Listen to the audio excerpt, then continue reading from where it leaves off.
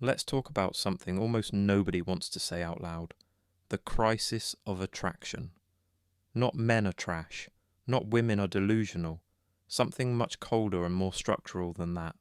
A broken system where women feel less desired than ever and men feel less motivated than ever. You see the same pattern everywhere now.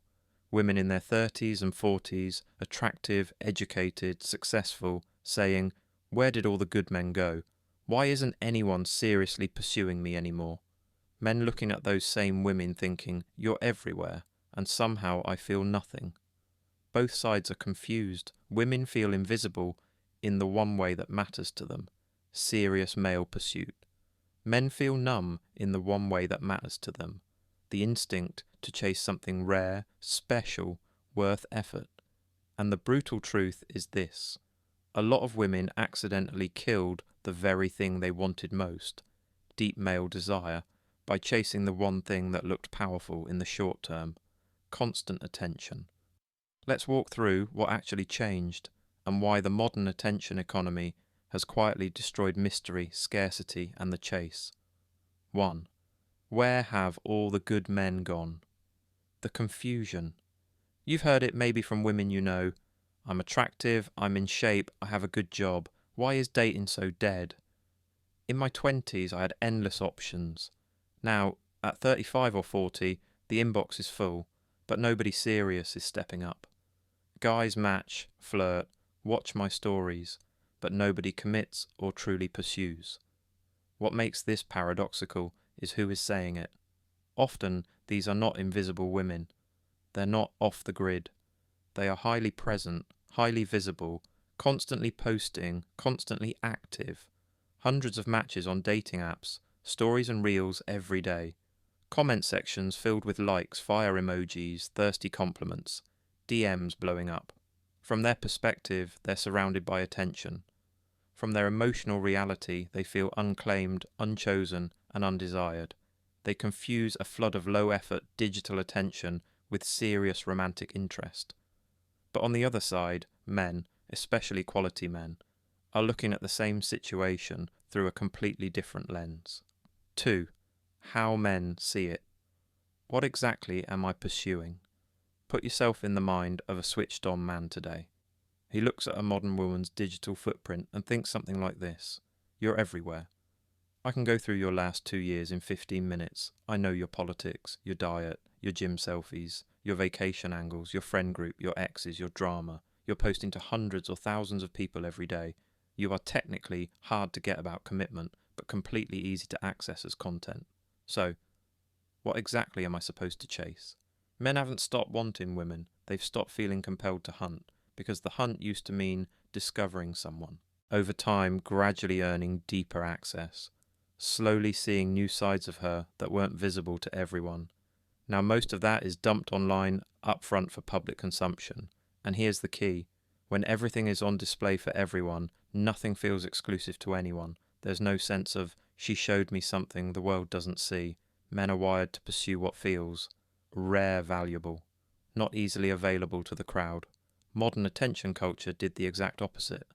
3. Scarcity, value, and the old game. Men still remember, forget romance for a moment.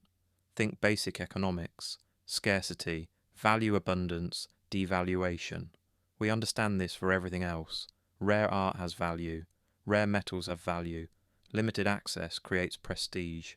Attraction used to run on that same principle. Think about the old game, if you're old enough to remember even the tail end of it.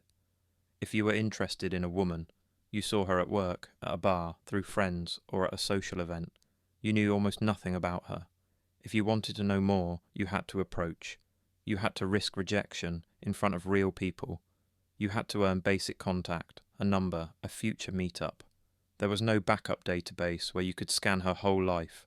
She, on the other hand, didn't volunteer her entire inner world to strangers, wasn't broadcasting every thought and outfit to 3,000 followers, controlled how much of herself you saw, and when made you prove intention over time. Her time and attention were by default scarce, not because she was playing games, but because reality enforced limits, limited social circles, limited communication channels, limited immediate access. And that structure did something important. It forced men to invest and forced women to be selective at a human scale. To get her number felt like a win. To get a date felt like progress. To earn trust felt like an achievement. And because effort was required, the relationship meant more once it began. 4. The digital flood. How tech quietly erased mystery. Now fast forward to the current system. Technology didn't simply make dating faster. It erased the natural constraints that kept attraction in a healthy range. Before social media and apps, you didn't know what she thought about every social issue. You didn't see 200 edited photos from every angle. You didn't know her vacation history, her gym, her dinner plate, her hotel mirror selfies. You got that information slowly in conversation, over weeks or months. That slow reveal was attraction. It fueled curiosity. Today, a man sees a woman on an app then, checks her Instagram, TikTok, maybe LinkedIn, scrolls through 1 to 3 years of posts in 10-20 minutes. In that short time he can see past relationships, emotional outbursts, club nights, drunk selfies, party crowd, half-nude thirst traps with thousands of likes, arguments in the comments over politics or drama. By the time he's finished, he feels, I already know everything you're going to show me. There's no adventure here. You've turned your life into a feed. He hasn't truly met her. He's consumed her presentation. He's been a spectator, not a discoverer. And here's the cruel twist. Almost nobody is more interesting in real life than their edited highlight reel suggests. When your entire life is laid out as content, the male brain doesn't feel, wow, there's so much more to uncover. It feels, I've seen enough. Next. 5. The attention economy. Power. That backfired. Women didn't do this out of malice. They followed the incentives the modern world gave them. Post more, get more likes, show more skin, get more attention, share more opinions, get more engagement, build a bigger audience, feel more significant. Attention became a currency, a status signal, an emotional drug. Every like, comment, DM or match became a tiny hit of validation. And once a woman can open an app and receive 50, 100 plus matches in a day, constant comments calling her beautiful DMs from men across the world, it feels like winning. But there was a hidden cost women didn't anticipate. While they were busy maximizing attention, men were watching the process itself. Men saw the endless thirst posting, the constant selfies, the reactive look at me, performance, the obsession with strangers' validation. And many men quietly concluded, she's not actually looking for a deep connection. She's farming attention. I'm not applying for the job of fan no one. At first, women thought more visibility, quotes more options, of more power. In reality, more visibility makes more noise, chichi less personal value in the eyes of quality men. When every woman is constantly showing skin, the impact of any one revealing picture collapses. When every woman is available for DM attention, the meaning of being able to DM her drops to zero. The attention market flooded. The perceived value sank. 6. Choice. Overload. Why women stop committing and men stop trying. Let's look at the psychological part. A decently attractive woman signs up to a dating app. Within days or weeks she can match with hundreds of men, receive messages from dozens at once, have 10-30 chats running simultaneously. This feels like, I'm in demand. I need to be picky. Surely someone better is just one swipe away. Psychologically, though, something darker happens. Too much choice destroys your ability to choose. Studies in decision science repeatedly show, when faced with a small, curated set of options, humans can choose and commit. When overwhelmed with dozens or hundreds of options, they freeze, stall, and constantly second-guess. So she copes by filtering on increasingly trivial criteria, having superficial conversations with many men, rarely investing deeply in any one person, keeping everyone as a maybe, while scanning for a perfect. From her perspective, I'm just being selective. From the male perspective, I'm one of many in her inbox rotation. Even if I get a date, she's still half distracted with 10 other guys. This doesn't inspire men to put their heart on the line. What you see from men is less effort to impress, less tolerance for flakiness, less desire to fight for someone who's clearly distracted. The rational male conclusion becomes, why should I work extra hard to stand out if she's mentally scrolling for an upgrade even while I'm talking to her? So he withdraws, not because he hates women, but because the cost-to-reward ratio feels insane. 7. The death of the chase, hard to get, versus just not worth it. Here's a nuance a lot of people miss. There's a difference between hard to get and not worth getting. In the old structure, women were hard to get because access to them was limited. That difficulty signalled value and made the pursuit meaningful. Now, many modern women try to apply hard to get in a completely different reality. They play slow replies, unclear interest, hot and cold behaviour, non-committal plans. But at the same time, their body, opinions and personal life are visible to thousands. They live in their comments and DMs. Their social media communicates. I want constant attention from everyone. To men, this combination sends a confusing message. You're emotionally distant from me, but emotionally open to the crowd. You're selective about commitment, but not selective about attention. You're hard to get where it benefits me, and easy to access where it benefits you. That's no longer intriguing. That's just unattractive. Hard to get worked when her mystery was real. Her time and access were scarce.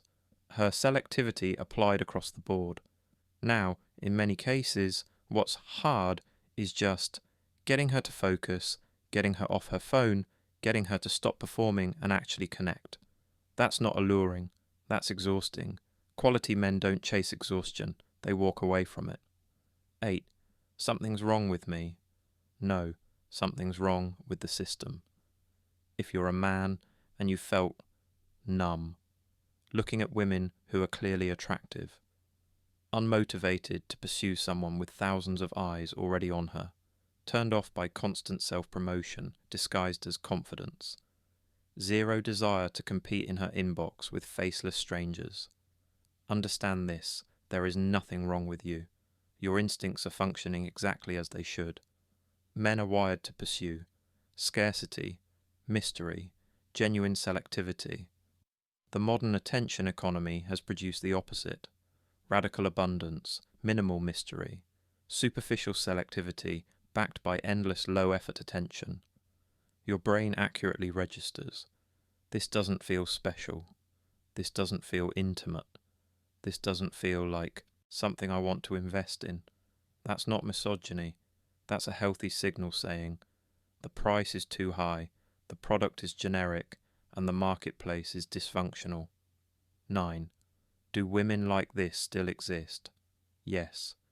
Here's the part men need to hear so they don't fall into black and white thinking.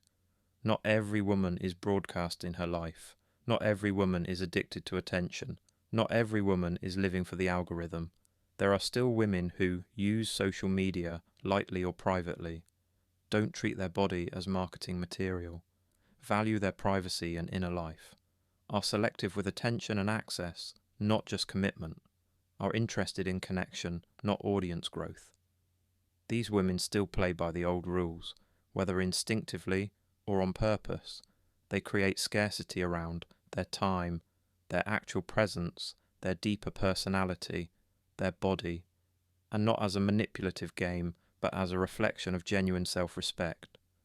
Unsurprisingly, these are the women who still attract the best men, because they still offer discovery, mystery, deepening connection over time. The sense of, I am letting you into a world I don't show everyone. This is what the male psyche responds to. 10. What men should do in this new reality. So what do you actually do with this as a man? A few principles. 1. Stop gaslighting yourself. If a woman's entire life is curated for the public and you feel zero desire to win her, Don't shame yourself. You are not obligated to be attracted to performative lives, attention addiction, constant oversharing. Your biology is telling you this doesn't feel like a good long-term bet. Listen to it. 2. Differentiate between attention seeking and connection seeking. Not all posting is bad. Not all online presence is a red flag. The key distinction: is she using the internet to connect, learn, share value? Or is she primarily using it to extract validation and build an audience around her appearance and emotional drama? The first is normal. The second is a bad investment for a man who wants something meaningful. 3. Raise your own scarcity. You can't control the marketplace, but you can control your position in it. Stop giving free attention to women who treat you like background engagement. Stop being another like, comment, and DM in the crowd. Focus on building a life where your time, attention, and presence are genuinely valuable. When you are scarce, in the sense of limited, inavailability, focused on your purpose, selective with your energy, you naturally repel people who are just farming attention. You start attracting women who respect focus because they have it too. 4. Look where performance is lowest and reality is highest. You're not going to find the best women at the center of every digital spotlight, in the most chaotic party scenes, in perpetual content performance. You're more likely to find them in real communities through mutual friends, in interest-based environments where performance isn't the point. They still exist. You just have to stop fishing in the most polluted water. 11. What women need to understand if they want to fix this. Most women who are trapped in the attention economy did not intend to destroy their own attractiveness. They followed the cultural script: be visible, build your brand, share everything, more options, shacked more power. If any woman is listening to this and thinking, that's me, here's the harsh but useful truth. Your digital abundance has made you emotionally cheap in the eyes of men you actually want. The fix is not getting prettier, getting more followers, posting better photos. The fix is reintroducing scarcity and mystery into your life. That means not turning every moment of your life into content, being selective with who gets your emotional energy, valuing privacy again, letting men discover you in layers, not all at once in your highlights. The women who do this will stand out heavily in a world where everyone else is screaming for attention. 12. The game has changed, and you must play with open eyes. The old system of dating, limited options, high effort, high investment, is gone. The new system, infinite options, low effort, constant noise, has not replaced it with something better. It has given us women with unlimited attention and limited fulfillment, men with unlimited access and limited motivation. No one truly won.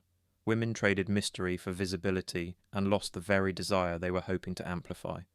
Men got the accessibility they thought they wanted and discovered it kills drive, focus, and romance. So here's where you are. You can wait for the world to magically go back to the 1990s. It won't. You can rage online about modern women and get nowhere, or you can understand the mechanics, accept the reality, and move intelligently inside it. That means recognizing why you're turned off by overexposure, refusing to invest in people whose lives are a continuous performance, searching deliberately for those rare women who still protect their privacy, their energy, and their mystery, making yourself scarce, valuable, and deeply grounded in your own purpose. In a world where everything is abundant, value comes from disciplined scarcity. That applies to women, and it applies to you. If you want to navigate this new dating marketplace without losing your sanity, your standards, or your self-respect, you need clear thinking and brutal honesty about how human psychology really works under infinite attention. And the sooner you stop pretending the old rules still apply, the sooner you can start winning the game that actually exists now, not the one you wish still did.